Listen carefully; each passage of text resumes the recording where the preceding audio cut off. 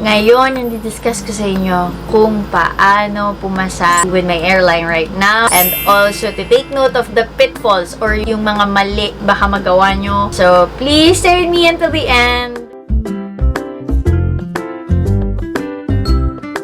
Guys, pakilala lang ako ulit sa mga bago sa channel ko. I'm Aubrey Ner, one of the international cabin crew based here in Manila. I came from a different industry, media, and then I decided to venture in this world of a flight attendant industry or the aviation industry. I also tried to apply to different airlines for 2 years and I'm really proud of it because I made it. Kung kinaya ko yon, kakayanin nyo din. And you'll be for sure one of us. Tsaga-tsaga lang, guys. So ngayon, i-discuss natin yung mga things na I believe really matter. Kasi ito yung mga paulit-ulit doon sa 4 times na interview ko with my airline right now. So baka makatulong to sa inyo. So I really do suggest if ever mag-apply kayo, re-apply. You can also get tips from my experience.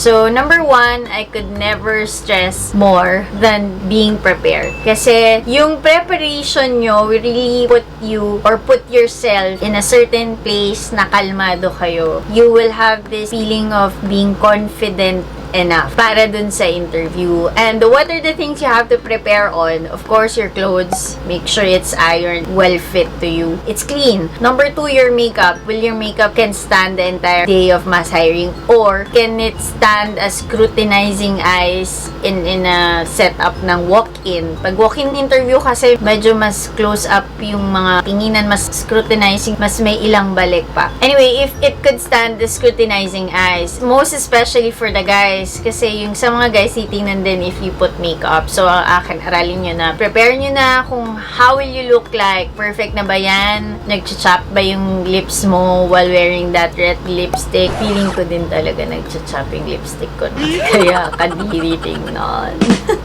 Anyway, kung magbaban kayo, prepare nyo na. Dapat walang tutsyang. And also, personal, ginawa ko to, guys. If ever you'll be invited for an impact interview in my company and they tell you to go to the office in Macapagal, my tip to you is this. Since ilang beses ako nagpabalik-balik and may time na umuulan, so to make myself presented well, ang ginawa ko is dinala ko yung isusuot ko. Kasi one time umuulan, dun ko natutunan na, okay pala yun. Yung isusuot ko, dun ko na sinuot. Kasi light color yung nire-require nila inside of the blazer. Ayoko malukot yun. Magbabiyahe ako, as in commuter ako. Gusto ko malinis siya. Wala silang makikitang dumi, whatever. Gusto ko fresh ako tingnan pagdating doon. Ayoko nung haggard. So feeling ko, yung clothes ko, pag fresh din yung feeling. Yung ganun.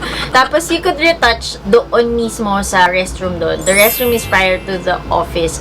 This is kapag in-invite kayo sa Macapagal. Pag in-invite naman kayo dito sa may malapit sa Terminal 2 na office, I think you have to come prepared already because although there will be a restroom, however, it's a setup of a lot of cabin crew there. Sa dalawang i-invitean kayo ng impact interview, again, pag sa Macapagal, wala kayong masyado makikitang crew doon. However, this one na malapit sa Terminal 2, lahat ng crew nandun, I think much better kung prepared ka na. Kasi syempre, magtataka din yung guard pag hindi ka prepared. Sa Macapagal kasi medyo office attire is enough already. So, pumasok ako ng office attire tsaka ako nagpalit ng talagang pang-interview. Ayun, tip yun, guys. Number 2, be polite, generous. Batiin nyo lahat. My company is really a company that bears a Filipino heart. And it doesn't matter, guys, kung saan ang impact interview nyo. Kahit ibang airline pa yan. Why? Because, like what I've told you in my previous vlog,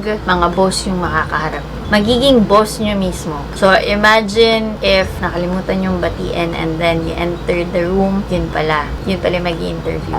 Like yung sinabi ko sa inyo, di ba, may restroom prior to the office in Macapagal. So, mataas yung chances na magkakita-kita kayo sa restroom. And you wouldn't know. So, batiin nyo sila lahat, be kind. In this kind of industry, hindi lang dahil you will present yourself, hindi lang dahil baka yun yung mag-interview sa inyo, hindi lang dahil yun yung magiging boss nyo. But, this job will really require you to be nice, to be polite, to be generous to everyone. Kasi yun yung nature ng trabaho talaga. You will be acquiring it because everyone is doing it. That's why I'm happy with this airline industry because everyone is nice, everyone is helpful, everyone is polite. So, lahat yun, kakailanganin nyo din when you start working already. Number 3, bring ball pen and extra papers for yourself if ever you'll be needing it. Guys, ball pen is really important. Kahit saan yan, kahit sa office at kahit sa setup. Diba medyo nakakahiya din kasi manghiram ng ball pen if mag-apply ka, parang hindi ka ready. How will you offer yourself to a company? Tapos, in return, ang mapapansin nila, hindi ka prepared sa simpleng ball pen lang, diba? Hindi ka nagdala. Eh, alam mo naman for sure na mag-apply ka,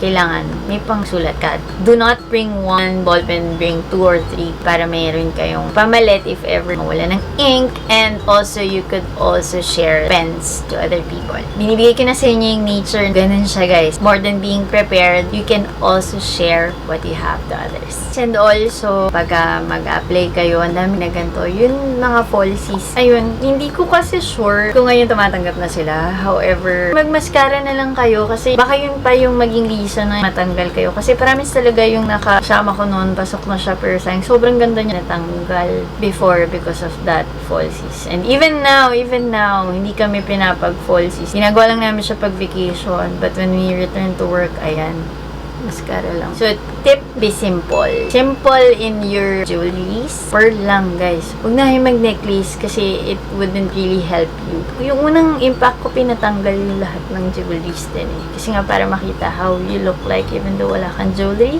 Ganyan. Other than that, guys, be clean and neat. Tapos huwag kayo maglagay ng sobrang kakapal na makeup kasi yung sakto lang. Sakto lang na pag tinignan kayo pleasant, cutie-cutie lang, pretty-pretty lang, ganyan. Yung mga magaling mag-makeup, of course, it's an edge. Pero sa atin na hindi ganun kagaling mag-makeup, okay lang din. Tamang eyeshadow lang, tamang mascara, lipstick, and blush on. Pag natural light, medyo mas kita lahat na sobrang kapal ng makeup. Mas kumakapit kasi siya sa mga wrinkles or sa mga pimples. So, be simple lang. And for the last tip, guys, ito yung pinaka naging mistake ko.